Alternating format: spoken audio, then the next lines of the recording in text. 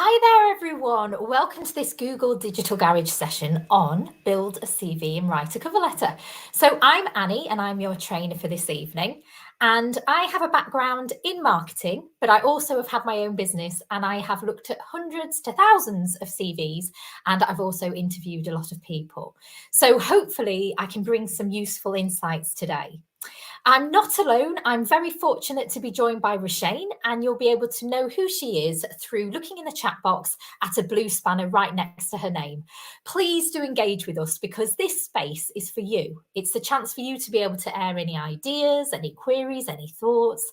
And we really want to hope to give you one thing to take away with you by the end of this session that will start to move you in the direction of your dreams in terms of work and careers. So, to tell you a bit more about the Google Digital Garage, you can go to g.co/digital garage, as there's a host of sessions on there that could be useful for you. One in particular that I want to highlight to you is career goals. So if at any point throughout this session, you're not sure exactly what to do or where you should focus, that would be a great thing for you to attend. So again, g.co/digital garage. If you're having any trouble hearing or seeing anything on the screen, simply press refresh or F2, and that often irons out most of the problems for you. And to engage in the chat, just sign in to YouTube.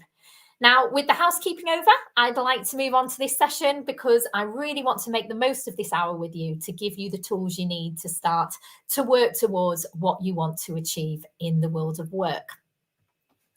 So at Google, we always have a bit of a recipe, a bit of a plan in what we're going to do. And there's 3 steps to that plan today.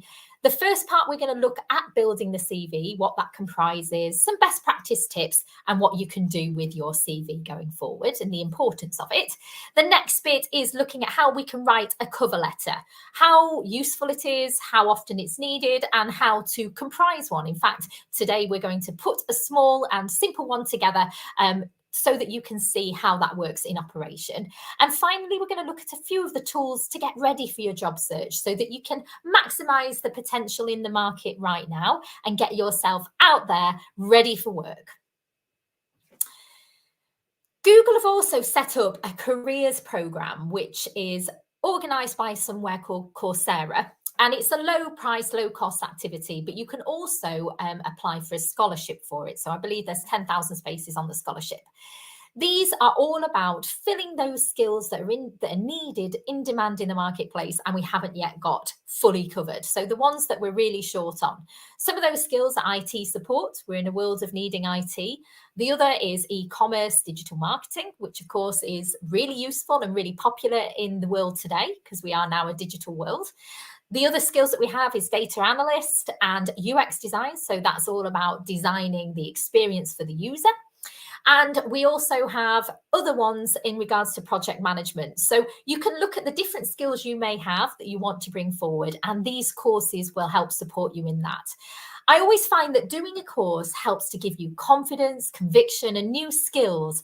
And they probably highlight what you already can do naturally, but by working on them, you can show those skills to employers. So it's certainly worth investing your time in these courses. Now, this particular course is especially good because we've linked up with a lot of employers out there, well-known employers, that are open to interviewing people much more likely with these qualifications. So getting those qualifications are going to be a useful thing for you to have. And yes, you can just simply sign up at goo.gle/careercert UK. And I'm sure Roshane has already kindly put that into the chat. And if not, I'm sure she will attend to that anytime soon. So Google Careers certificates are definitely a way to build up your confidence, get to know and explore your skill set, and to present those skills to an employer. So before we get started, I really want to make this session about you. You've come here today for a reason, and I want to support you in that reason and that journey.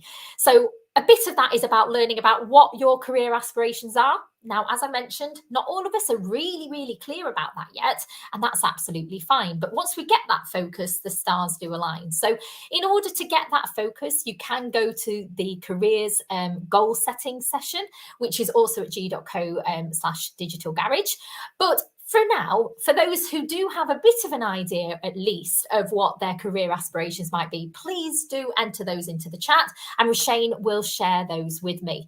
I've got a few hellos as well. So we've got Belen, we've got Leo, and hi to you guys. And thank you so much for welcoming yourself here, because we want to talk to you, we want to engage with you, we want to explore how to support you in this career journey.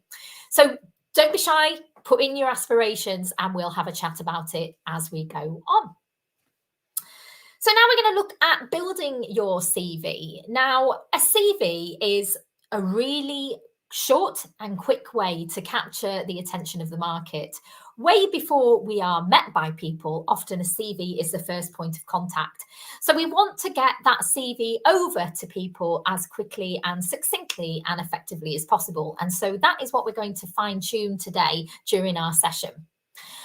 But I want you to bear in mind that there is not one size fits all. So we're going to look at some different templated approaches that you can try depending on your particular circumstances and situation. And some companies, they might want a different style in terms of length. But generally, as a whole, across the board, most companies like to see 2 pages. Now, 2 pages is enough to get that information across. If you've got a very long career history, we'll talk about that a bit later on. But generally speaking, you want to focus on 2 pages.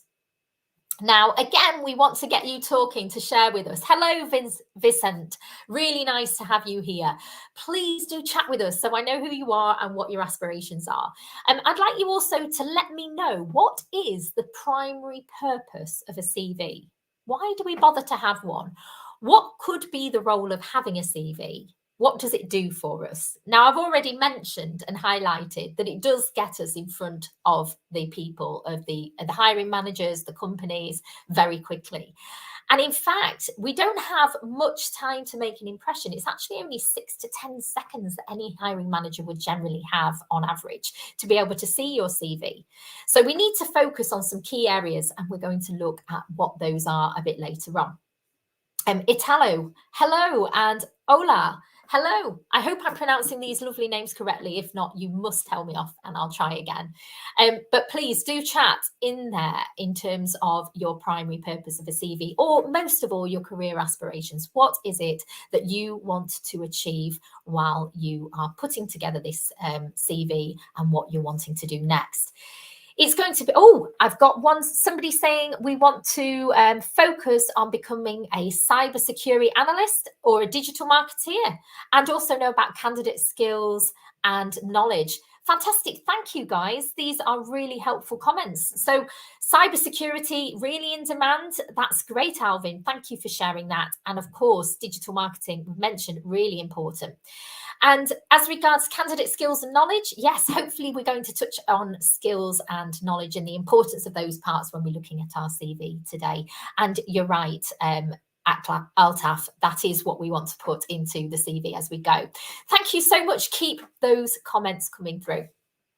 So a CV is actually the course of your life. So it's actually the journey you've taken, the one you're planning to make, and the one you're already on. So it says a lot about a person, more over and above than just a list of work experience.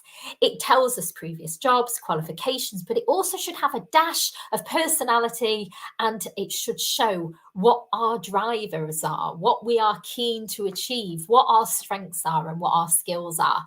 So all of that should come through when we look at our history, our career, and our entire journey so far. So it is the course of our life. So it's quite an important document, and it's worth spending that bit of time on. When we create the CV, as I say, it's a first contact with the employers. So we really want to get their attention. We want them to pay attention to what our CV is saying and to really consider us. And the first way we can do that, one of the most important points that is often underused or not even included, is the summary of our experience and the introduction to us. So we'll talk a bit more about those later in this session. But the summary of our experience is really the whole as well of the CV in terms of what we've done to date. And it gives a bit of an idea as to why we've done it, what we've done, and the problems we might have solved along the way. It's important that we are goal orientated, and as mentioned, that goal setting session is useful because otherwise we're kind of throwing darts into the dark. If we have a goal, we can move more closely towards it. A goal is a step at a time, one step closer to where we want to be.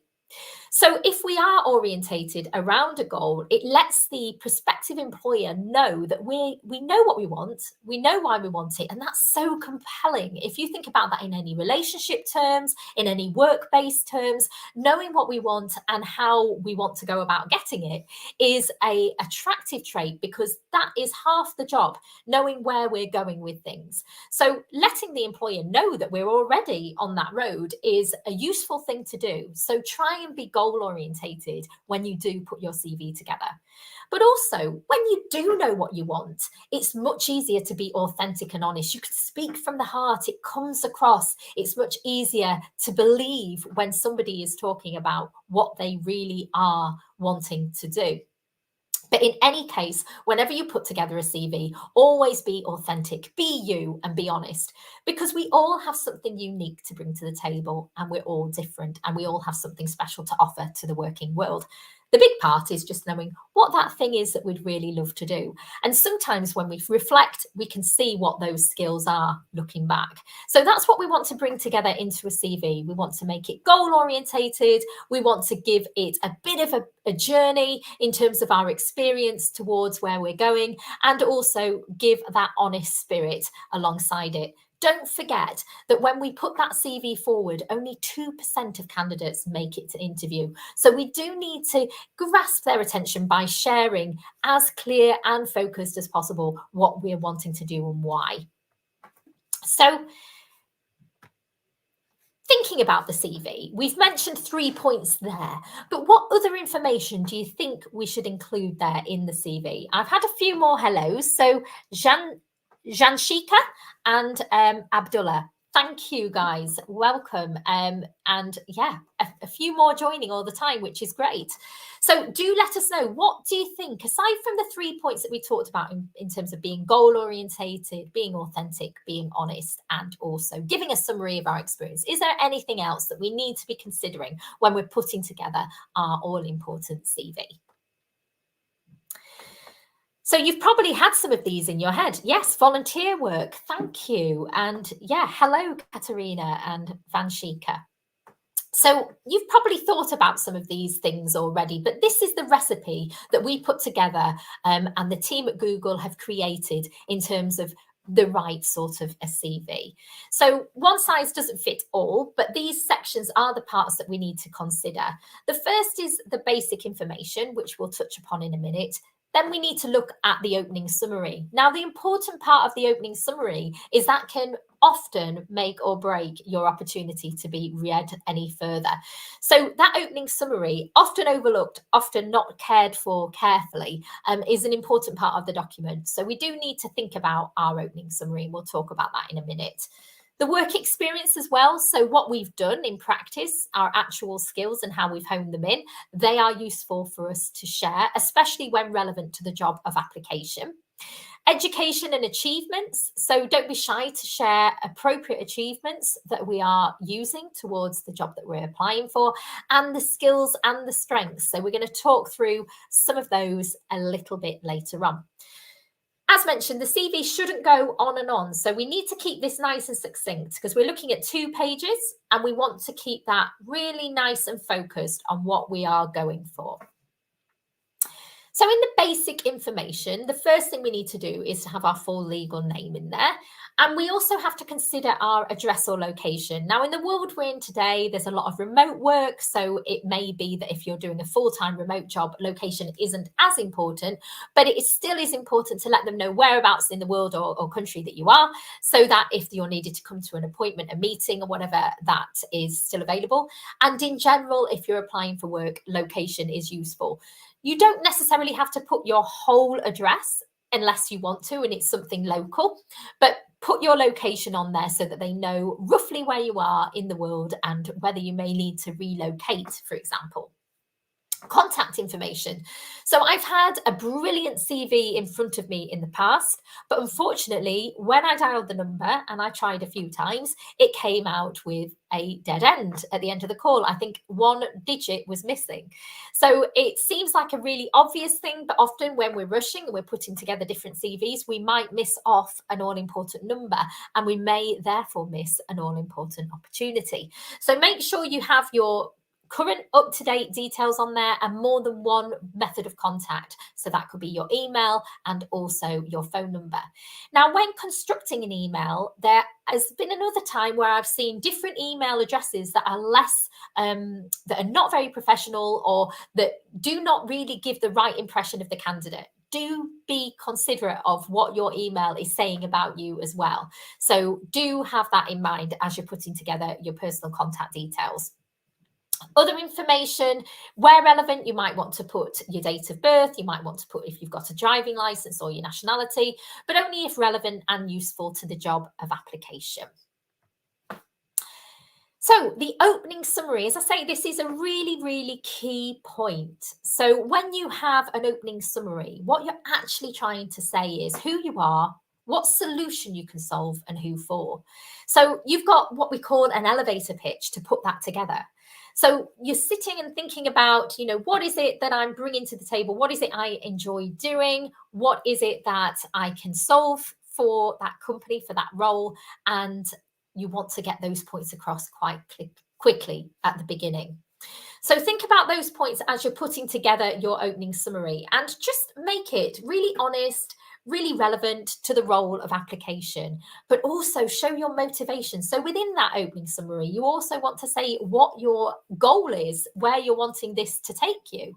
An employee who knows that you're going somewhere next and is interested in what you're doing next is both the employee that you want to have a focus on and they want to focus on you. So have that set in mind. Where can you go with this opportunity? Why do you want to do it? What can you resolve for the company, and why are you the person to do it?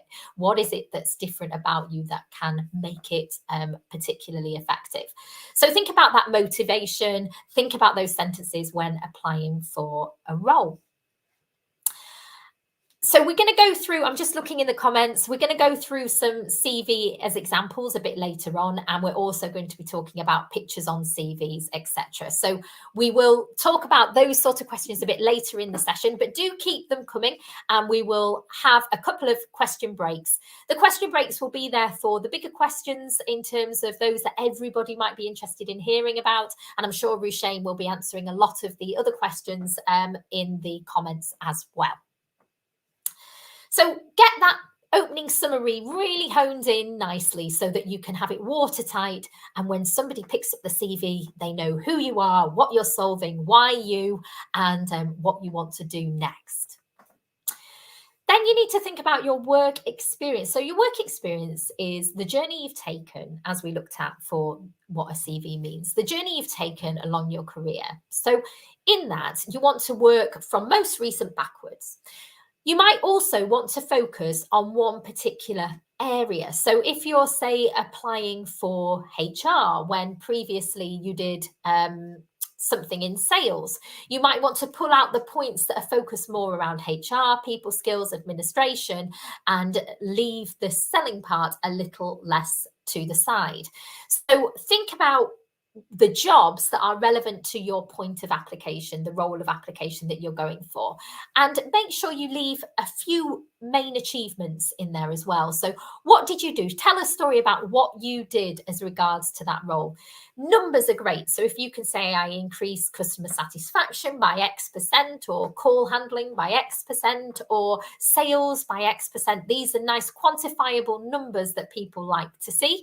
Other achievements might be that you created a new way of working, a new system, etc. Think about the different things you've done and also the outcome for the company. So put those results and projects in as you're working through your work experience. Volunteer work is also really useful to mention. But when we think about volunteer work, we we are really talking about altruism. We're talking about somebody doing something because they want to rather than they're being paid to do it. So it already has a big tick around your motivation for trying to do that. So thinking about motivation is important. Thinking about putting in volunteer work that is relevant to your job is really key. So consider any volunteer work that directly relates to the job description that you are applying for and pull out those points where relevant, because it will say to an employer, you want to do this, you're driven to do it, you don't even need to be paid to do it, so you clearly care about this topic. And it will also highlight some of the skills that you've achieved along the way. So if relevant, do include volunteer work, but don't just put it in for the sake of it. It does really need to be relevant to the job that you're going for. Education and achievement. So again, we're looking most recent backwards. So we want to see where we are right now and go back in time. So the most recent education to be at the top, and that includes the institution you've studied at. There's so many ways to study now. There's Udemy, there's FutureLearn, lots of free learning online, including the Google qualifications that we talked about earlier, the Google certificates, and also the free fundamentals of Google digital marketing course that we have at theg.co/digital marketing. Digital Garage, sorry. And I'm sure Rashane will share that link with you in the chat. So do have a look at the free courses that are out there if you're interested, particularly in the world of marketing as well. So looking at education, we look at the most recent first. We put in our qualifications, the dates we were there, and also the level of achievement that we got. So the results we had are useful. But also, if relevant to the job we're applying for, pull out any key research you did, because it shows that you had an interest in that. And it also may show a little bit of drive and opportunity and forward thinking in your application. So do think about what you might have done that is relevant to the job of application within your studies that you could highlight.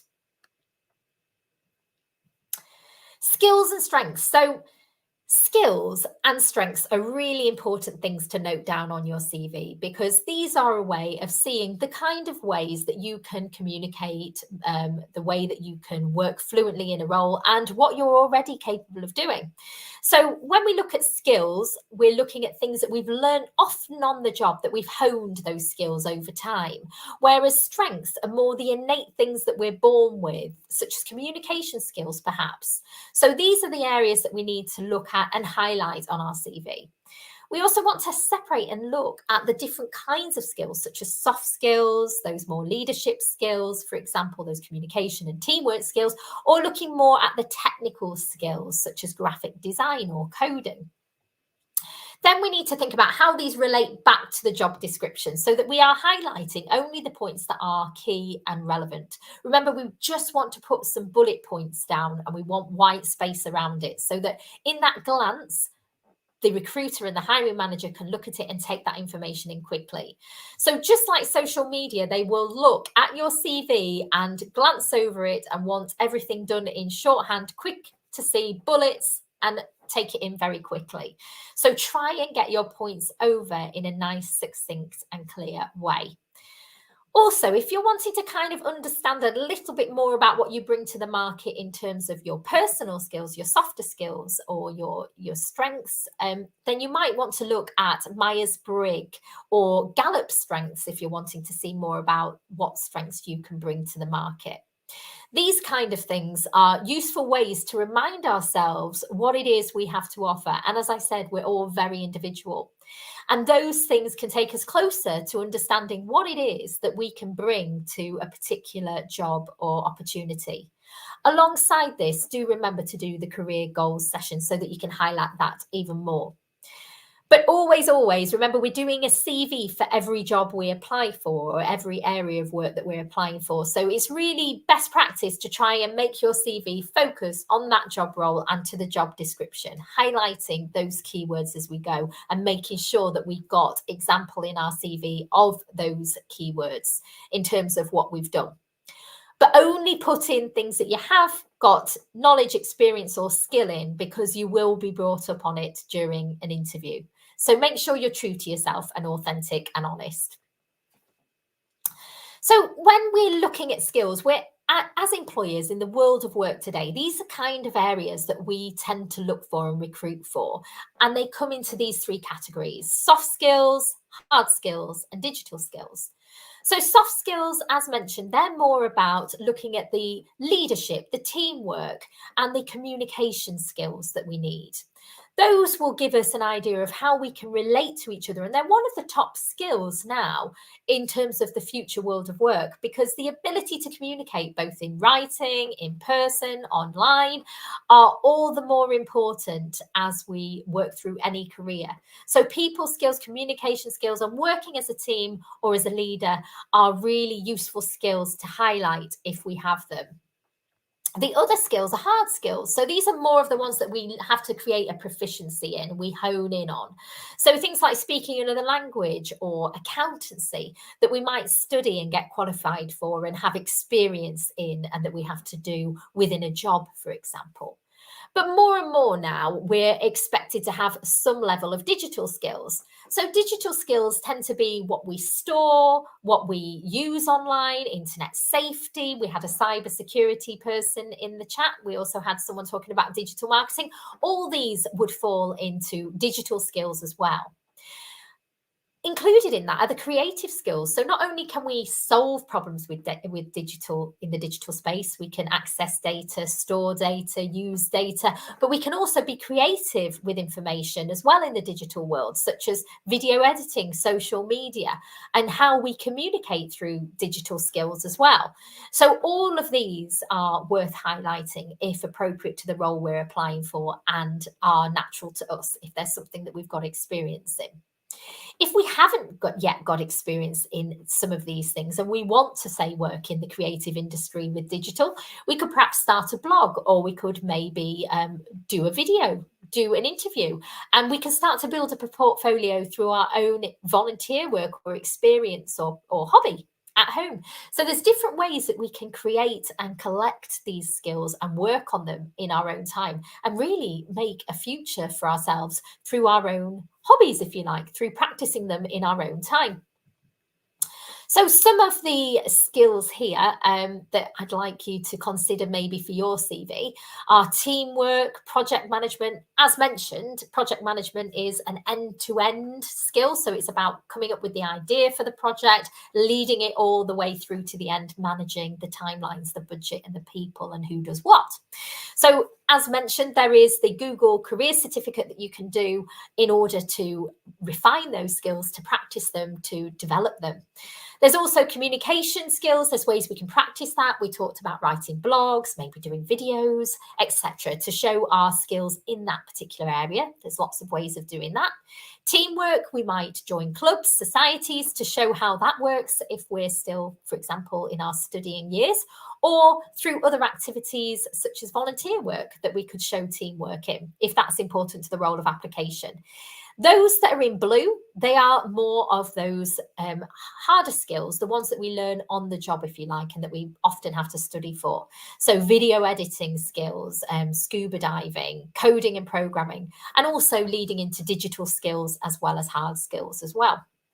So have a look at some of those skills and really spend a bit of time reflecting on what are the skills that you bring forward, and spend time looking around at the skill list that might be out there in the Google world, or in any internet and search engine. You can find out what kind of list of skills there are and try and highlight the ones that you think are relevant to you, and also consider an example and a situation of where you've used those skills and the results that you've achieved through using them, because they're likely to be important going forward into an interview situation.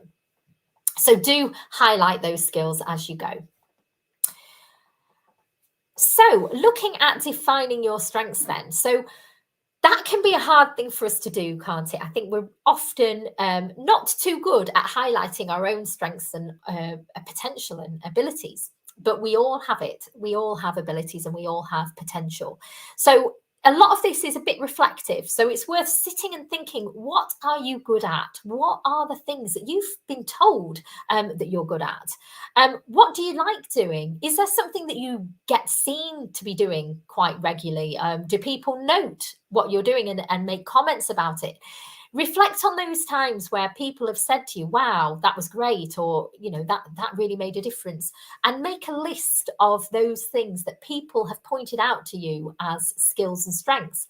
If you're still not sure, you can ask your colleagues, those that you work with, or your fellow students or family and friends for different aspects about you, so that you can get the feedback to start understanding what those strengths might be.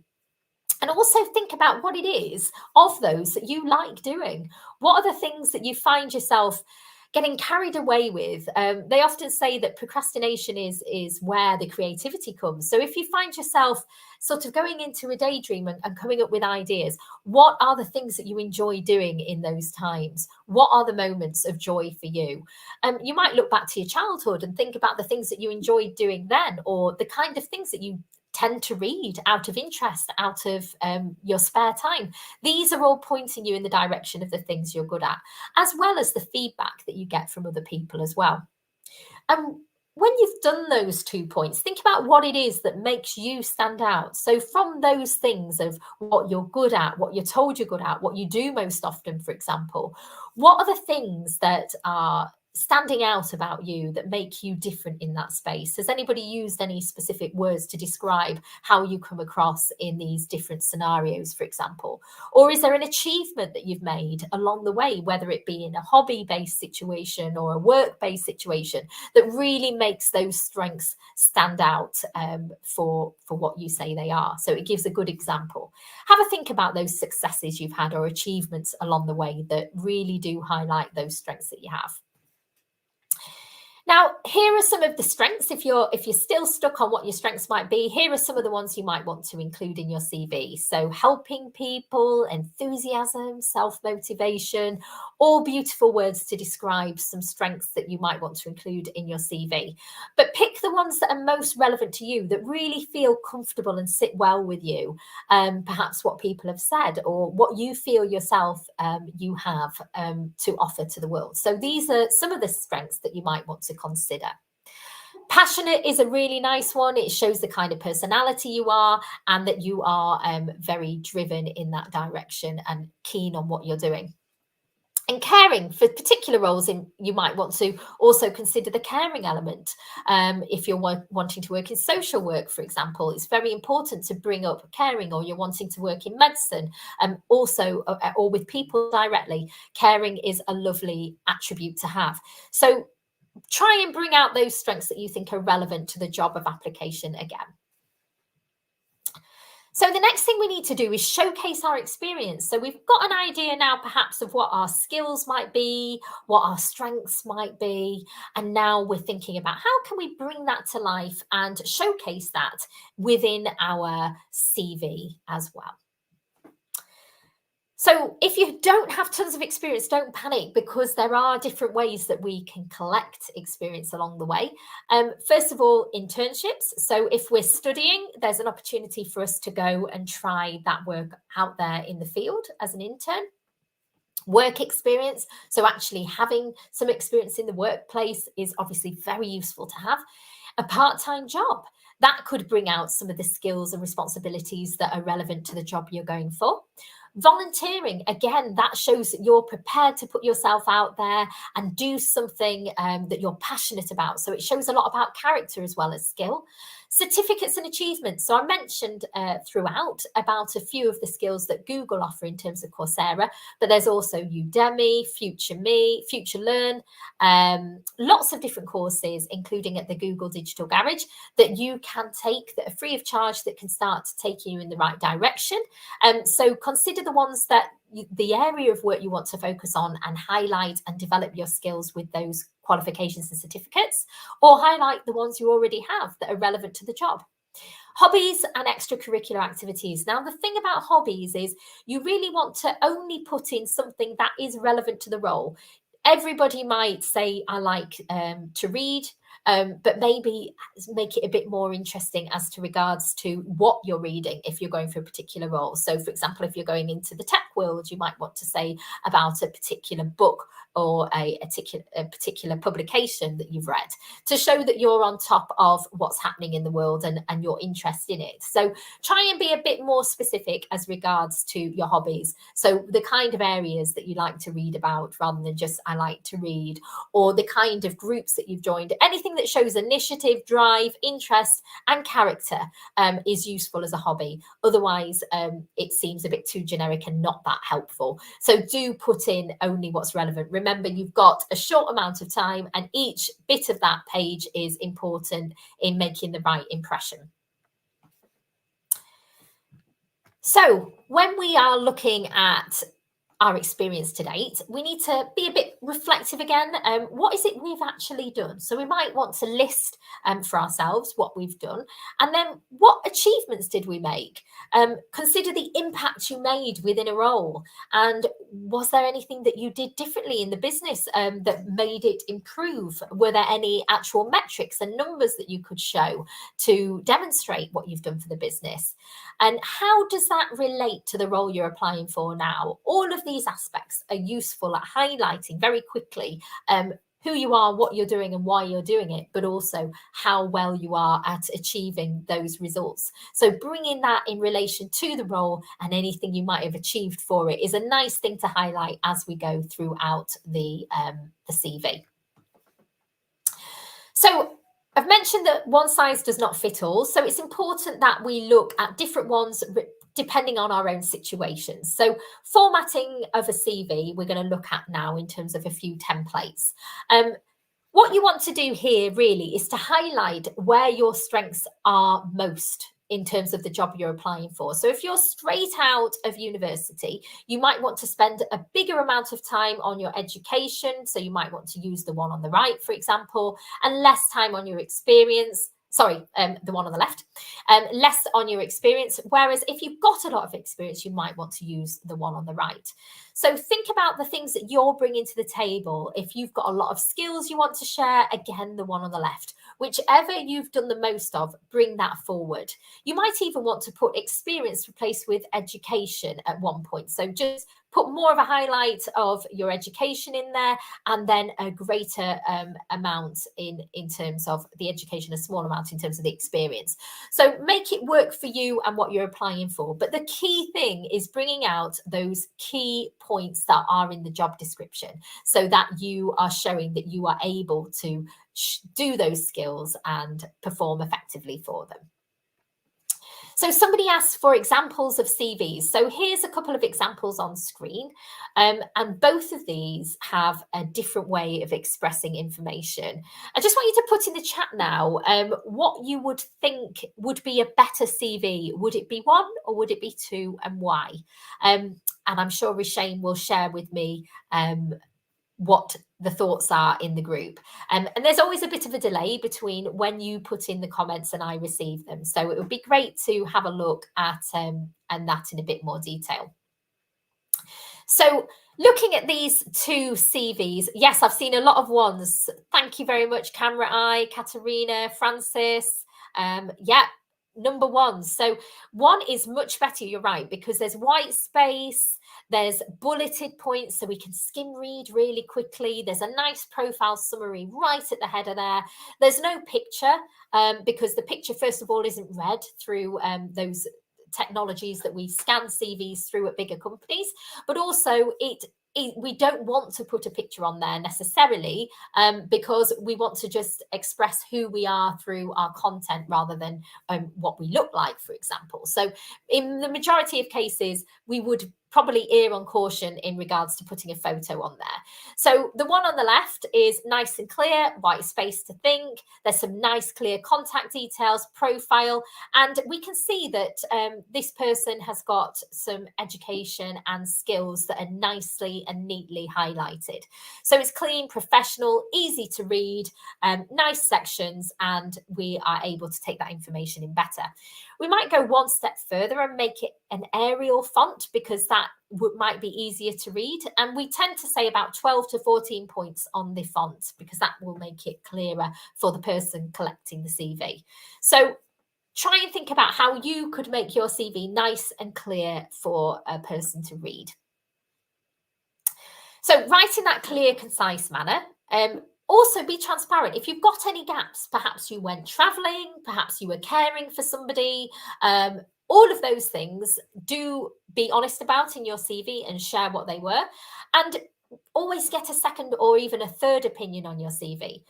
But remember, if you've got a 20, 30-year career, you don't need to put all those 30 years in there. You can just highlight, unless it's the same career that you're going for. So you might want to say, for example, sales from X date to X date, and then focus on the last sort of 5 to 10 years, 10 years at least, I would say, if you've had a long career. Focus on the last 10 years and how it relates to the job that you're going for now. So it's fine to really abbreviate previous to 10 years, but make the last 10 years focused and bring out only the points that are relevant to the job that you're applying for.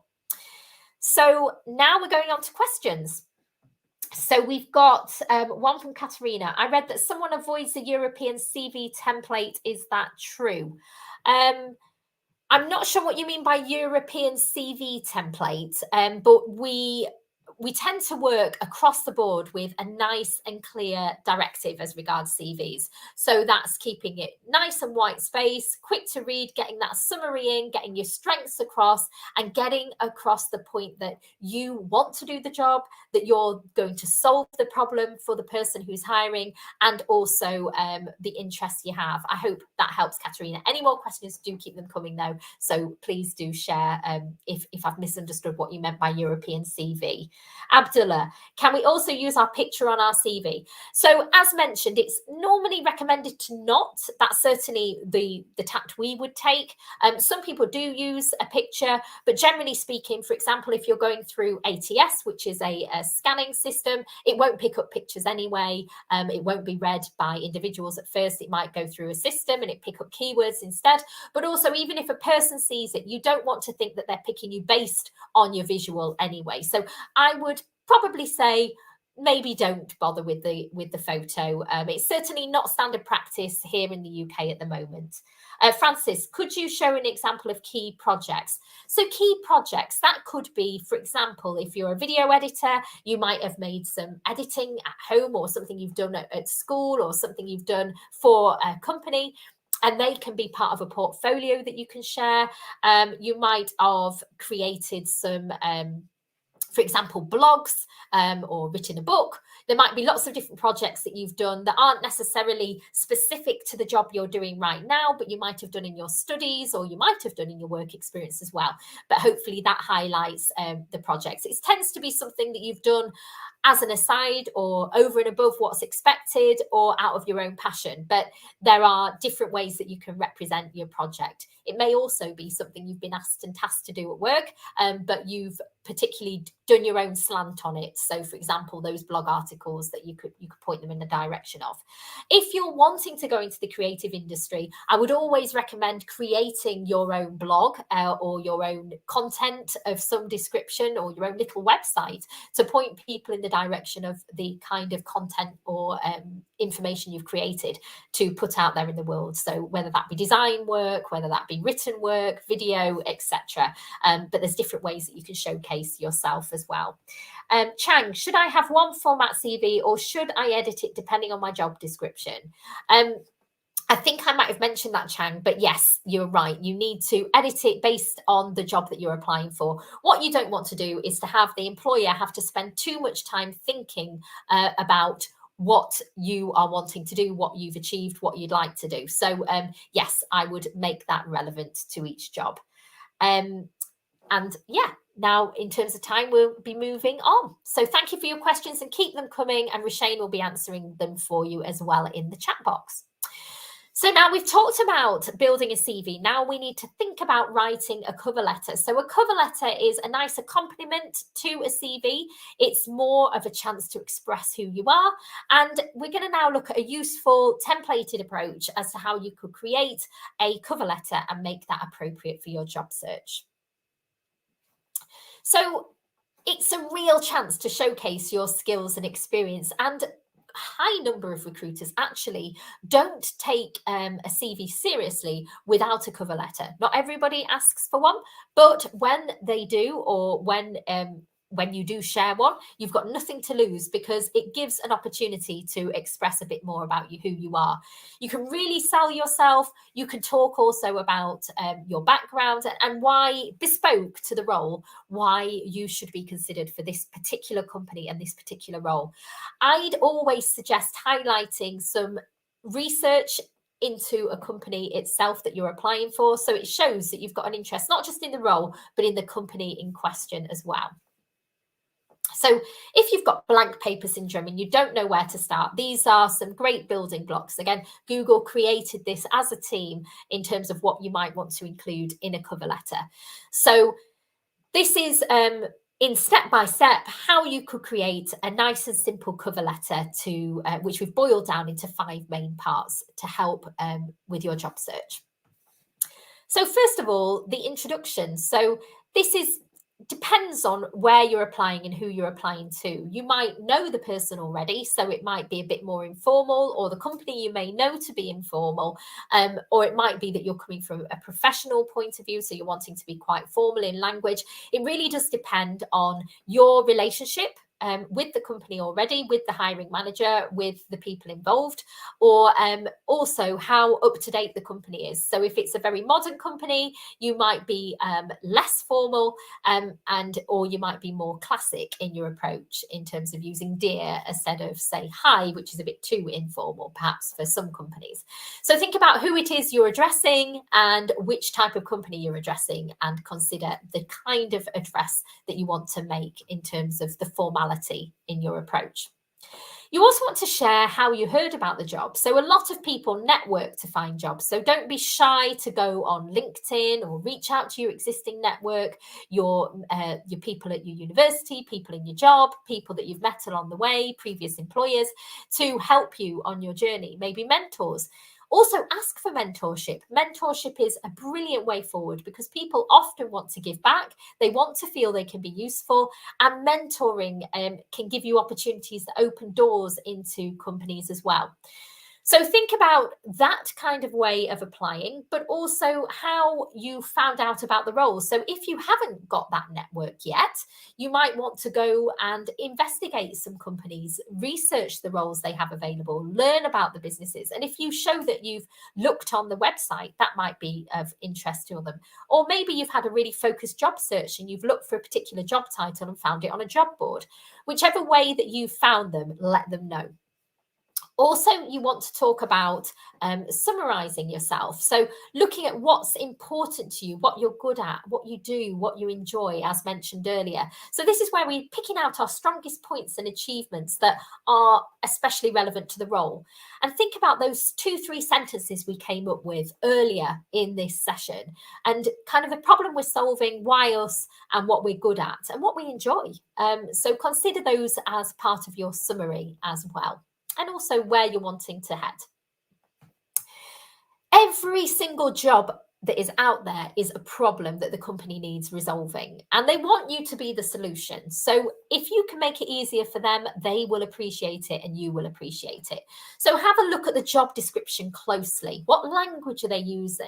Are they using words like busy, or somebody who can think on their feet, or what kind of keywords are they using, so that you can show that you are the person that would fit well into that culture and into that role and solve their problem.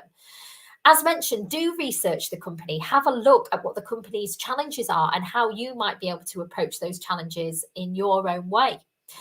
Look at the news as well in your industry and what might be happening around you. That will always show both initiative, interest and drive that will help the company, and it might have been something they hadn't been thinking about. So bringing those ideas forward and showing that you can solve problems is always of value. And also look at your work and personal skills in regards to a job. So when you've done a previous work experience, you would have learned what experience and skills you've had from that. So show those skills and pick out the keywords that are in the job description and think about how they align neatly with the skills that you've achieved on the job. Again, if you haven't had too much on the job experience, there's other ways that we can highlight them, only if relevant. So we can talk about maybe volunteering again, achievements that we've made in and outside of work, hobbies that are relevant to the role. And also, again, if you want to build up that profile and create a portfolio of the things that you have achieved along your journey, maybe in your own time or in work time, in terms of what you've achieved, you can put that all together and share a link to it. Maybe just keeping on LinkedIn and updated with what you're doing and your happenings on LinkedIn could also be a way to showcase your skills and your achievements and link them to that. And don't forget to sign off. So always show humility, appreciation for their time, and an interest, a keen interest in wanting to know more. So that's the 6 blocks that we want to look at.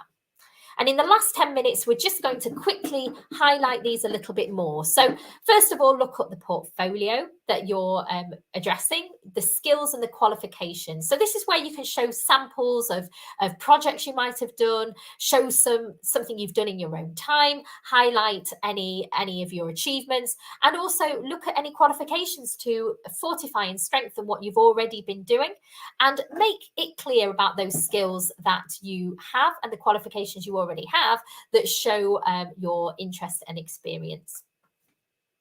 So this is how we can start our cover letter. We can start strong. Dear Mrs. Webb, I'm a customer assistant currently employed by Smarks.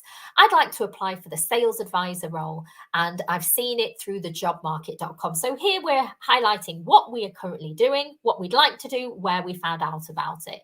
Then we summarize ourselves. And it's nice to use a third party saying, I've been praised for the warm manner in which I deal with customers, rather than I'm brilliant at dealing with customers. That gives a nice objective view on our skills.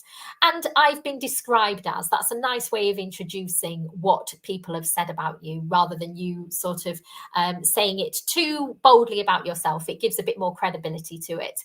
And then you might pick out 3 things that came up in the job advert that you saw as a problem and you might want to solve. So for example, here, I'd be a great fit because I cope well under stress.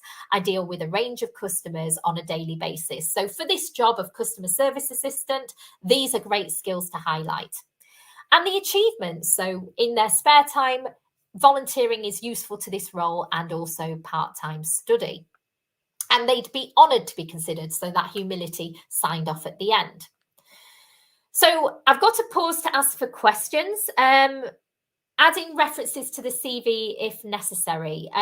I'm not sure what you mean. Oh, in terms of references, yes. I mean, if you've got some references, it's great to highlight those at the bottom if they've agreed to being a reference already, but not necessarily essential, but a useful thing to put on there if you want to. However, remember, you've got 2 pages and it's not essential, so you don't always have to put it on there. But if you think it would add value and you've got the space, great. Edith, how to show I have experience in sales, but now I want to transfer it to a new career in digital marketing.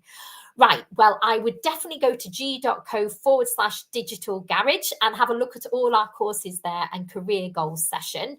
That will help you highlight the points. So digital marketing is creative skills, communication skills, and a lot more. So it would take a bit longer to go through that, but do have a look at g.co/digital garage for more information. And Altaf, do we need to send different CVs for particular roles? Yes, as mentioned, always make it as bespoke as possible. Now, we haven't much time left, so we're just going to now go through some tools for you for your job search.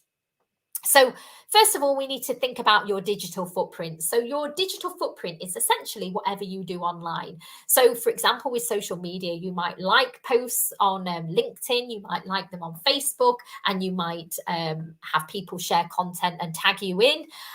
All of these are part of your digital footprint. So you need to consider if you're sharing and interacting with something that best represents you and that you want to be known and seen as. So do have a look at what content content you're sharing. Have a look at your settings on social media and make sure it's tidied up in a way that you're comfortable with that information and how it's being shared and how it represents you. Also, look at the pages you follow, because that says a bit about your interests as well. And recruiters do now spend a lot of time looking on social media to find people. So it is important to consider what you're putting out there, as 90% of people will actually check your social media channels to check that you're the right culture fit. We're now all a brand these days, so we all want to represent ourselves in the best way possible. Also, a lot of referral opportunities come from social media, and it's one of the most effective recruiting tools. So if you want employers to help find you, it's an opportunity to be seen for those things. So as mentioned, LinkedIn is a great tool for doing that. But actually, Facebook remains a top preference. 75% of recruiters will use Facebook as a recruiting tool and for candidate selection. So it does actually tell us more about the 3 dimensions of a person being in the social media world. So thinking about how that is showing us and if it's doing it in the right way is very important indeed in today's world. Remember that we are all a personal brand online, and we actually have a session at ge.co/digital garage all about personal branding. So I think it's called Build a Personal Brand. So I would go on there and find out more information in your own time, but definitely consider what brand you'd like to be and how you want to stand out in the marketplace. So as mentioned, so many people are going to be evaluating your social media. So try and make it work in your favor. Try and make it show what you are passionate about. Comment on other people's profiles. Interact on LinkedIn and reach out to people. As I say, mentorship is the way forward. So never feel shy of asking anybody for their help. Look for those people in industry that you admire, that you'd like to follow in the footsteps of, and ask them how they did it. Ask for guidance. Don't be scared to ask for support. People really love to mentor and support people. Create that LinkedIn profile if you haven't yet already, because it is a great way to connect, and it's basically a networking and CV platform online. So it's an opportunity to get found and to find employers and create those discussions and network, because if you do start talking on LinkedIn, you'll be able to show who you are and your passion points and your interests and your drivers, and all of those things are going to be useful to the right company.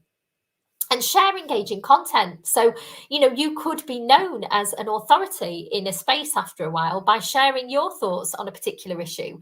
And if you know exactly where you want to go in your career, that's particularly useful. So remember to do the careers goals session. So also, just dream big. There is no reason to not dream big. Shoot for the stars. You might just hit the moon. Dream big and uncover your whole world of possibilities. If you dare to dream and set out some goals, they will start to happen. And also look at the trends. What's happening in the world now in terms of technology, politically, economically, socially, that you can be a part of, that you can share, that you can see the trends in your particular marketplace that you're wanting to work in, or the role that you're wanting to go into. Identify those trends and see where you could add value, or where the world's going and what you want to comment on about that.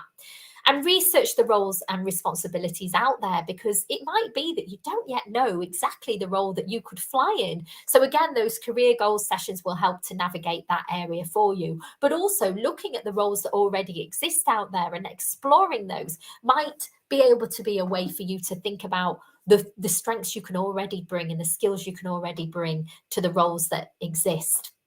So have a look at thinking big, uncovering those opportunities, and also finding the right kind of business for you, the culture fit. So your values are important, and the goals are the steps towards your value, which is your bigger picture that will keep you going no matter what, the things that really get you out of bed in the morning, the values that matter to you, the things that you really care about. That's where your passion, your drive will come from. So what tools do we think we can use to look for jobs? So there's quite a few out there. Search engines, Google, Bing, etc. They're now much more useful in terms of finding jobs. You can search by area on job boards. You can go to Reed, Monster, lots of different recruitment sites. And you can network. As I say, your professional network's key in all of this. But going on the job boards and going on the search engines, you'll now be able to search by job type, location, etc. So you can find your job title, whether it's an employer you want to target or a particular role or even a location. And then keep your eye on the kind of responsibilities they're looking for, the kind of role that they're expecting, and the salary and location to see if it's the right fit for you. Remember those values that I mentioned? So it's all about what drives you, what you care about. It's the compass that moves you in the right direction, and the goals are the steps along the way. Think about those that matter most to you. What is your compass, and what are the next steps you can make? And make those goals SMART, so specific, measurable, achievable, realistic, and time bound. So what that means is, for example, a role like finance manager, it's measured by when I receive a job. It's achievable because I'm already working as an intern in that space. It's realistic because I have the knowledge and skills from the internship or my studies, and it's time bound. I'm going to do it within a year. So that all sounds a very smart goal because it's specific, it's measurable, it is achievable, realistic, and time bound. I invite you to set your own goal for yourself tonight. And that is where I'd like to leave you. What are your goals for the next year? So it looks like we have had an amazing Rushane answering all your questions there in the chat. Thank you so much, Rushane. And don't forget to have a look at that careers program at goo.gov/careersuk so that you can expand your knowledge. And thank you so much. And that's it from me. I've been Annie, and there's been a lot of information here. And I hope you take one thing away today, which is to set a SMART goal for yourself and make the future as big as your dreams. Thank you very much, and good night.